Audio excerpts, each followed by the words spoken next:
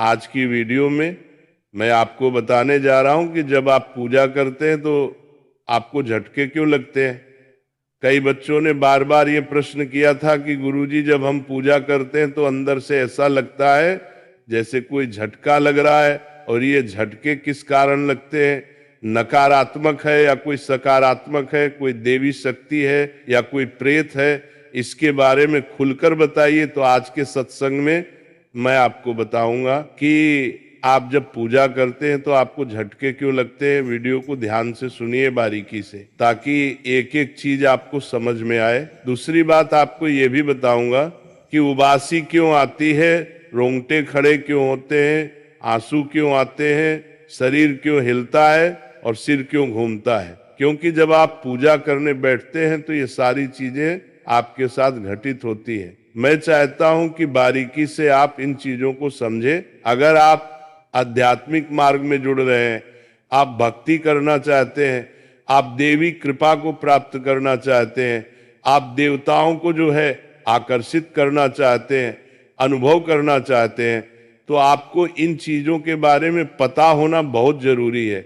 कई बार पॉजिटिव शक्ति के चक्कर में कोई नेगेटिव जो ऊर्जा है वह आपके पास आ जाती है और आपका बुरा होता है। घर परिवार में झगड़े लड़ाई झगड़े बढ़ जाते हैं, दिक्कत बढ़ जाती है। ठीक है, तो आपको ये पता होना चाहिए कि आपके पास जो शक्ति आई है वह कोई नेगेटिव शक्ति तो नहीं है या कोई ऐसी शक्ति तो नहीं है वो किसी प्रकार से आपको नुकसान पहुंचाने की कोशिश कर रही है। तो वीडियो को ध्यान से सुनिए।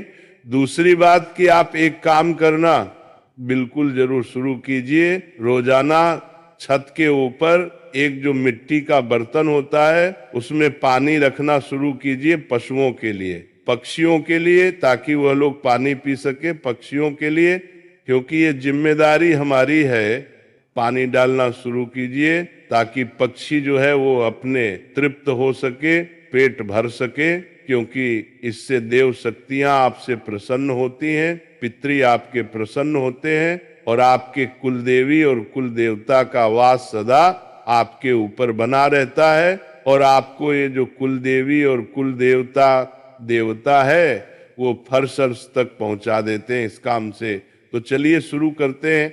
देखिए, जब आप शुरुआत में पूजा करते हैं तो धीरे धीरे आपके पूजा का जो स्रोत है वो इतना मजबूत नहीं होता है, और धीरे धीरे जब आप पूजा करते हैं तो ऊर्जा बननी शुरू होती है, ऊर्जा आनी शुरू होती है, आपके इष्ट तक ऊर्जा आती है। जिस तरीके से बारिश जब होती है तो बारिश की बूंदें आपके ऊपर गिरती है, और धीरे धीरे 1 2 बूंद, 4 बूंद, 5 बूंद गिरते गिरते गिरते आपको वो बूंदें पूरी तरीके से भिगो देती हैं। उसी तरीके से जब आप पूजा शुरू करते हैं तो जिस इष्ट की सेवा करते हैं, जिस इष्ट की पूजा करते हैं, उनकी ऊर्जा हो कि बारिश होनी शुरू हो जाती है। कभी 1 किरण, कभी 2 किरण, कभी 3 किरण।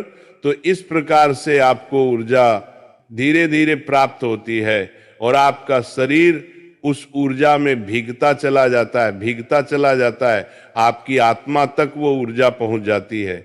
इसी कारण से, इसी ऊर्जा के माध्यम से आपका जो ऊरा है वो तैयार होता है, और जिसका ऊरा जितना ज्यादा मजबूत होगा उतना ही वो तेजवान होगा, उतनी ही शक्तियां उसकी तरफ आकर्षित होंगे। कोई नेगेटिविटी उसके शरीर में फिर प्रवेश नहीं कर सकती है। तो जब पूजा करते हैं तो धीरे धीरे उस देव की ऊर्जा की बारिश होती है आपके ऊपर। तो एक ऐसा समय आता है जब वो ऊर्जा की धीरे धीरे बढ़ जाती है। काफी बढ़ जाने के बाद क्या होता है, आपको सबसे पहला जो आपको क्या होता है, सबसे पहला कारण होता है जो आपको उबासी आती है। उबासी आनी शुरू हो जाती है, बड़ी बड़ी उबासी आती है। आपको मंत्र जब करते हो, मंत्र के बीच बीच में उबासी आती है। छोटी उबासियां, बहुत बड़ी बड़ी उबासानी चल रही है, शुरू हो जाती है। 5 सेकंड 10 सेकंड की उबासी तक आपको आनी शुरू हो जाती है। वो ऊर्जा के कारण होता है, क्योंकि वो जो ऊर्जा है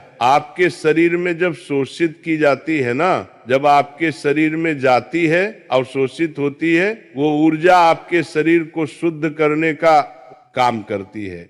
सबसे पहले वो आपके मूलाधार चक्र पर बैठती है और मूलाधार चक्र को शुद्ध करने का काम करती है। जिससे क्या होता है कि जैसे आपने जल देखा है, पानी को जब गर्म करते हैं तो ऊपर भाप निकलती है, तो भाप ऊपर की तरफ ही तो जाती है। ऐसे ही जब आपके मूलाधार चक्र पर ऊर्जा बैठती है और मूलाधार चक्र को जब वो जागृत करती है और मूलाधार को चक्र जब घूमना शुरू होता है तो उससे जो नेगेटिविटी यानी कि अपवित्र होकर निकलती है वो मुंह के जरिए बाहर निकल जाती है। दूसरी बात, रोंगटे खड़े होने आपके शुरू हो जाते हैं।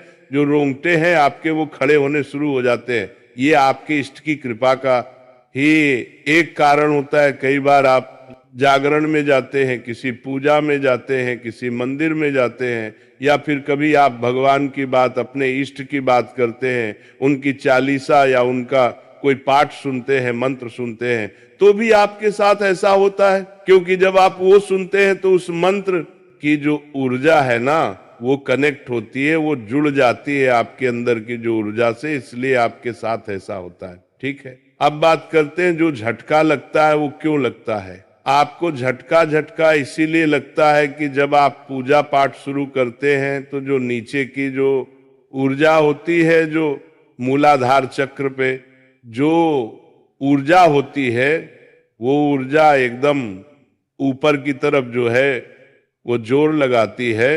होता क्या है कि जैसे ही आप पूजा कर रहे हैं तो वो एकदम उठने की कोशिश करती है। जैसे आप देखेंगे ना किसी चीज को, एकदम बोतल है, एक बोतल को, खाली बोतल को पानी में डूबने की कोशिश करो, खाली बोतल को, तो एकदम वो झटके से ऊपर आएगी। तो इसी तरीके से झटके से ऊपर आती है वो ऊर्जा, एकदम झटके से ऊपर आती है।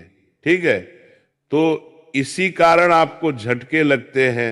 मंत्र जप करते हैं तो आपको अजीब सा झटके महसूस होते हैं, इसी कारण होते हैं। साथ ही आपके ऊपर जब आपके इष्ट की कृपा होती है तो आंखों में आंसू आते हैं, आपके बहुत ज्यादा आंसू आते हैं, देख देख कर रोना आता है आपको। ठीक है, भाव इतना जग जाता है कि आप अपने आप को खो बैठते हैं, आप सिर्फ मंत्र मुग्ध हो जाते हैं, आप अपने इष्ट को ही देखना पसंद करते हैं और उन्हीं को देखते रहते हैं। तो ये सब पॉजिटिव ही साइन है, सकारात्मक ही साइन है, ये पूरा ठीक है। साथ ही शरीर आपका हिलना शुरू हो जाता है। कई लोगों का शरीर जो है वो आगे पीछे हिलता है, कई लोगों का शरीर गोल गोल हिलता है।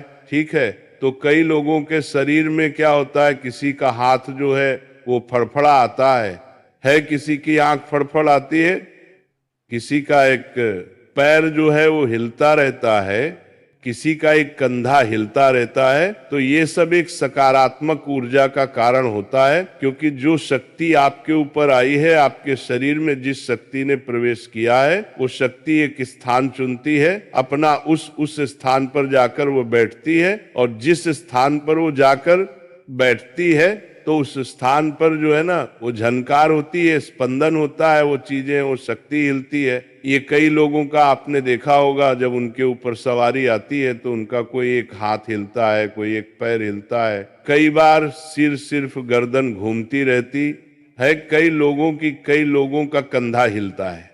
तो इसके ऊपर जो मैं आपको गुण बता रहा हूं, गुण चीजें, कि वो उसका कारण होता है कि जो शक्ति आपके शरीर में आ रही थी, जो प्रवेश कर रही है, वह अपने एक स्थान चुनती है और उस स्थान पर जाकर बैठ जाती है।